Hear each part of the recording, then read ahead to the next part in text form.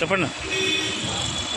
June 2వ తారీఖు తెలంగాణ ఆవిర్భావ దినోత్సవ సందర్భంగా భాగ్యనగర్ జర్నలిస్ట్ అసోసియేషన్ ఆధ్వర్యంలో సికింద్రాబాద్ క్లాక్ టవర్లో అమరవీరుల స్థూపం దగ్గర అమరవీరులకు త్యాగాల స్ఫూర్తిగా ఈరోజు నివాళులు అర్పించడం జరిగింది. తెలంగాణ 5 కోట్ల ప్రజల ఆకాంక్ష నెరవేరిన రోజు.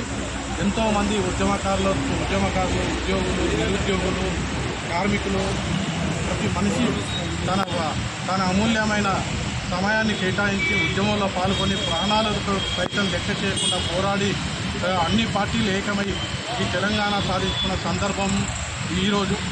ఈ సందర్భంగా తెలంగాణ కోటి రత్నాల వీణగా విరజల్లాలని చెప్పి అన్ని పార్టీలు ఏకమై పోరాడంతో మనకు వచ్చిన ఈ తెలంగాణ ఈ 2 ఏళ్ల చరిత్రలో ఇప్పటి వరకు తెలంగాణ ప్రజల కళ నెరవేరుతుందో లేదన్న సందర్భంలో యావత్ తెలంగాణ ఏకం కావడంతో ఈ తెలంగాణ వచ్చింది.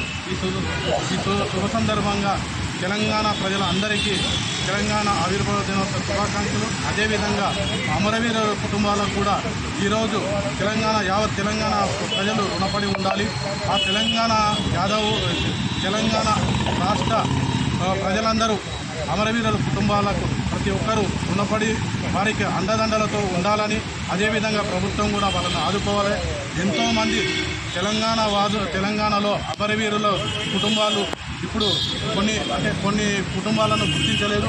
వారిని కూడా గుర్తించి వారికి ప్రాణత్యాగం చేసిన కుటుంబాలకు కూడా వాళ్ళను ఆదుకొని వారి జీవితంలో వెలుగుని ఇవ్వాలని ఇప్పుడున్న ప్రభుత్వాన్ని, గతంలో ఉన్న ప్రభుత్వం కూడా కొంతమందిని గుర్తించి ఇప్పుడున్న కాంగ్రెస్ ప్రభుత్వం కూడా వారికి గుర్తించి వారికి తగిన సాయం చేసి వారికి ఉన్నత పదవులు కూడా ఇచ్చి మనం తెలంగాణ స్వప్నం నెరవేరిన సందర్భంగా వారికి ఇదే మన నివాళులు అర్పించిన ఉంటుంది. కాబట్టి భాగ్యనగర్ జర్నలిస్టు అసోసియేషన్ ప్రధాన కార్యదర్శి మున్నూరు చంద్రు, అదేవిధంగా రాష్ట్ర అధ్యక్షుడు రాంపల్లి సత్యంగౌడు, అదేవిధంగా జాయింట్ సెక్రటరీ కిరణ్, అదేవిధంగా మన సభ్యుడు నవీన్ కుమార్, అనిల్ కుమార్, అదేవిధంగా కరుణ, వీళ్ళందరితో పాటు ఉద్యమకారులు ఇక్కడ వచ్చిన వారు ఉద్యమకారులు కూడా ఉన్నారు.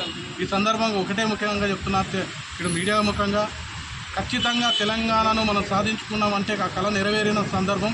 అందుకు మనం రుణపడాల్సింది ఎవరికంటే అమరవీరులు ఎవరైతే ఉన్నారో వాళ్ళ కుటుంబాలు ఇప్పుడు చిన్నభిన్నంగా ఉన్నాయి. వారికి ఖచ్చితంగా ఆదుకునే బాధ్యత ఏ ప్రభుత్వం మీద ఉంటుంది. అది ఖచ్చితంగా నెరవేరిన రోజే మనం ఆశయం నెరవేరినట్టు నేను కోరుకుంటున్నాను.